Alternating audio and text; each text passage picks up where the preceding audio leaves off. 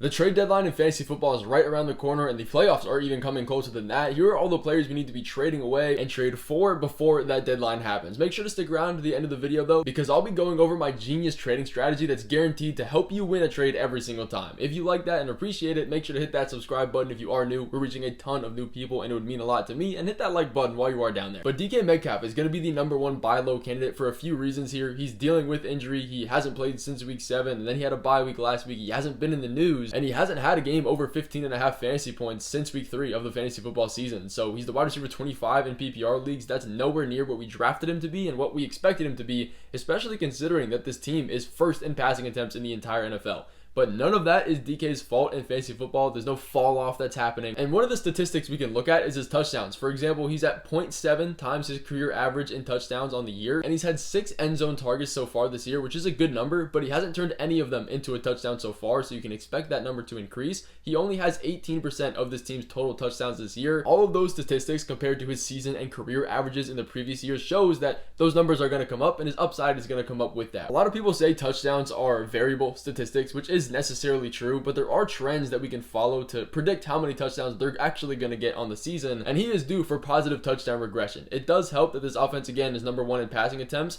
DK Metcalf is the wide receiver 4 in air yards this year and the wide receiver 1 in routes run per game.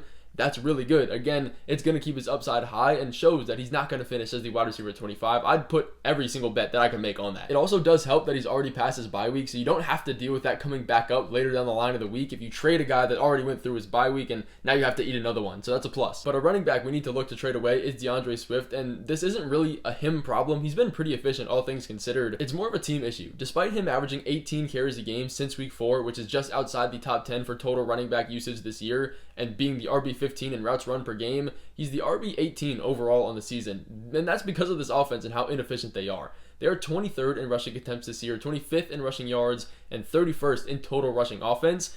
On the other side, their offense in the passing game isn't much better. They're 20th in pass attempts, which is decent, but 30th in passing yards, 31st again in offense ranking. All of this, despite having the easiest schedule through the first 10 weeks of the season for running backs, shows that he does have upside, but it's only going to get harder from here. This offense that hasn't really been improving over the past few weeks. It's honestly been getting worse, and it is only getting worse because now their schedule gets a ton of a lot harder. It's all red for the rest of the year. It's ridiculous. They get the Packers this week, then the Vikings, the Lions, the 49ers, the Vikings again, and Lions again to finish out the fantasy football season, and a few more matchups after that. But it's not good if they can't be efficient and score a bunch of points while having one of the easiest schedules in the beginning half of the season.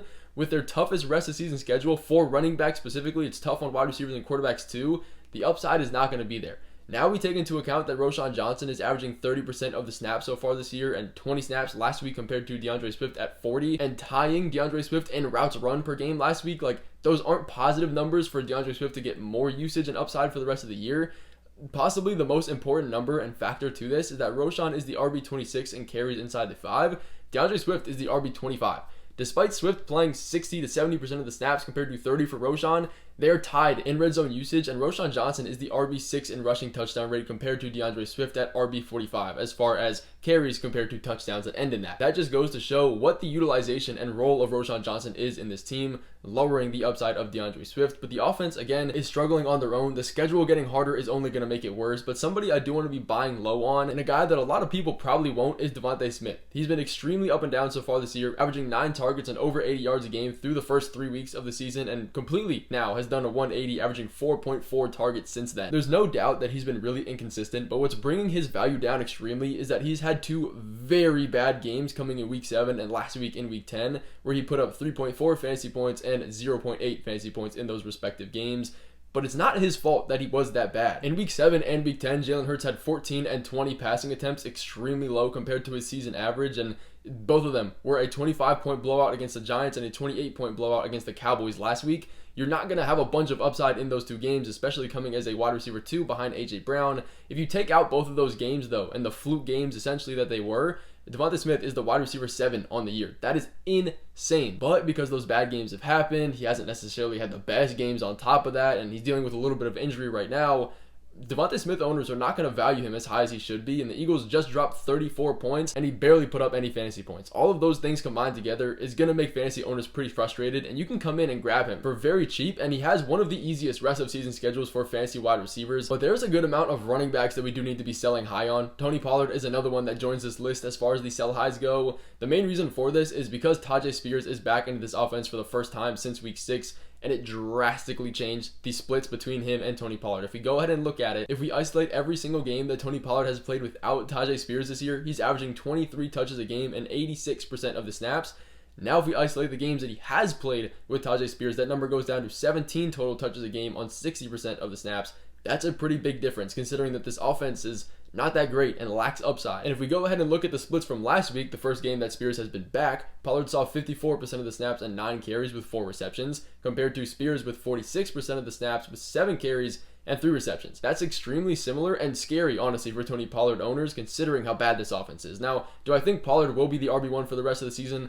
100%. It's pretty much a guarantee. But it is also a guarantee that Tajay Spears will have a role for the rest of the season, and usage in the receiving game, the short game, and possibly even the red zone game that's going to decrease the upside of Tony Pollard. And this team is 29th in passing yards and 32nd in total offense out of every single team in the NFL, so it is a little bit risky. I'd expect a 60-40 split moving forward between Pollard and Spears here. He's still going to be startable, but he's going to carry a lot more risk. It's just he's been surviving off volume. Last week, Spears saw every single short yardage snap, every single snap in the 2-minute drill, and 8 out of the 9 third down snaps. Those are the important snaps on the field, which usually depicts the more fantasy relevant running back. Now, again, he's not going to be the RB1, but in his first game off injury, that is a little bit scary. But surprisingly enough, while everybody's overreacting on CeeDee Lamb, we are going through and taking advantage of that and buying him on the worry that everybody has. Send your offers, because who knows how low your league mates are valuing CeeDee Lamb right now. He definitely moves down my rankings. We have to be 100% real. He's not a top 3 wide receiver still, but he had a game with Cooper Rush, which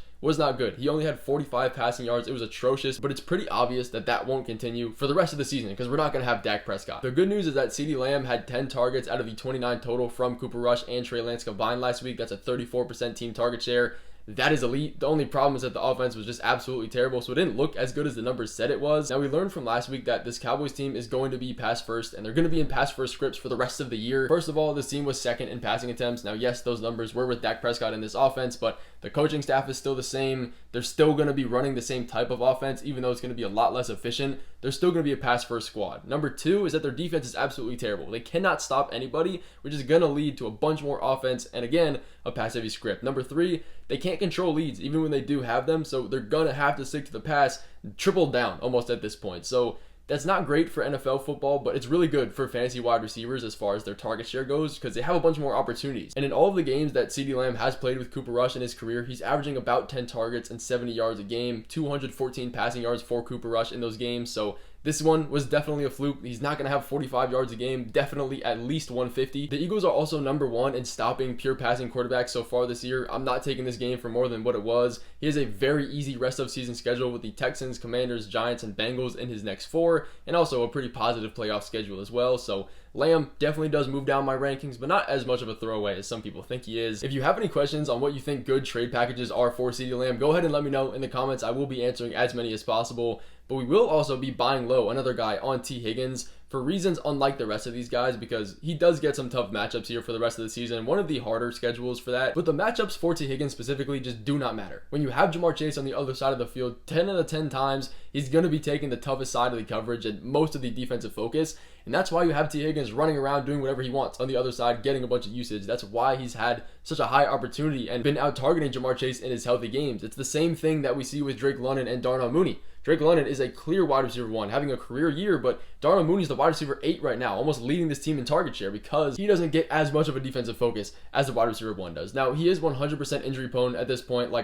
It's something that we have to bake into the price a little bit, and I'm sure the owner of T. Higgins is going to understand that and want him off their team because of that. He's the wide receiver 53 right now because he's missed as many games as he's played, but because of that, his value cannot simply be any lower than it is right now, which makes him a good option. Again, the Bengals defense is absolutely terrible. They are allowing over 22 points a game this year, despite playing terrible teams like the Raiders, like the Giants, like the Patriots, which you'd expect to sandbag that average, but no, they're still at 22, over 3 touchdowns a game. The offense as well is pretty good. They move a lot, and they're going to have to stay on the offense to play catch up if their defense is allowing over 3 touchdowns a game. But disregarding all the facts about this offense and his usage, if we look at T. Higgins specifically, he has been doing really good so far this season in his healthy games. He's the wide receiver 5 in target share at 29.2%, the wide receiver 7 in targets per game, and a top 10 wide receiver in route participation, red zone targets, and air yards. All good numbers. We want to be buying low on him. Another speculative sell, though, on the other side is going to be Mark Andrews for a few reasons here. But let's acknowledge the positives here, and again, give him his flowers, because he has been better than when he started the season. He was the tight end 2 in route participation last week, only behind Cade Otton. That's really good. The tight end 8 overall on the season, averaging just under 10 fantasy points a game. He's had 5 touchdowns in 5 weeks, but Andrews is extremely touchdown dependent. He's the tight end 2 in receiving touchdown rate. That's awesome. But the statistics say that that number is going to come down. Similar to what we talked about with DK Metcalf being 0.7 compared to his season averages in his previous years of his career, Mark Andrews is at 2.04 times more touchdowns compared to his career average this season, and he's only played 10 games. And I bring this up because, yes, touchdowns are variable, but 99% of the time, we can predict those from their previous season averages, especially if the offense hasn't changed much.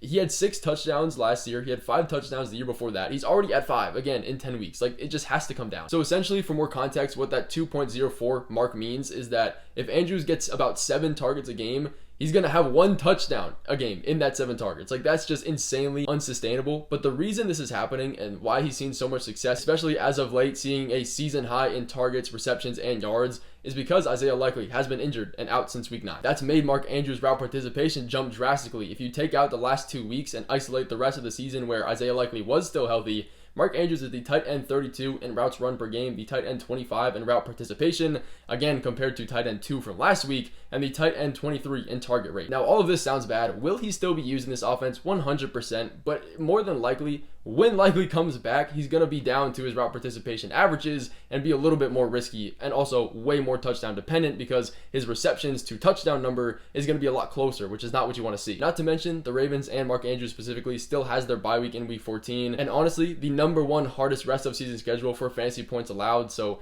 I'd get him off my team if I can, but if you can't, there's no worry. Well, there's no such thing if you can't, because here is the genius trading strategy that I talked about in the beginning of the video that you can use to really just make sure that you finesse everybody in your league, and it's the quarterback trading strategy. So let me get into it. It sounds pretty straightforward. You'd probably be surprised with the amount of quarterbacks that we've seen on the waiver wire this year that can put up points and actually be viable on a week-to-week basis compared to the guys that we drafted super early in drafts. So the strategy is to not stick with one quarterback for the entire year because the return on that is about the same as streaming quarterbacks through the entire season. Guys like Drake May, Russell Wilson, Justin Herbert even, just to name a few, are very good streamable quarterbacks that rank higher than some of the top guys like Patrick Mahomes, Jordan Love, Kirk Cousins, Matthew Stafford that were drafted higher or just have higher name value. So don't be afraid to sell your elite quarterback, again, like the Patrick Mahomes or like the Jordan Loves, and pick up these streamable quarterbacks to play in place of that and actually get real value for those quarterbacks you're selling. If you're selling a guy like Mahomes or Stroud, you can get a Cedric Tillman, a Juwan Jennings, maybe even as high as a Jacoby Myers or one of the Bears wide receivers that has been underperforming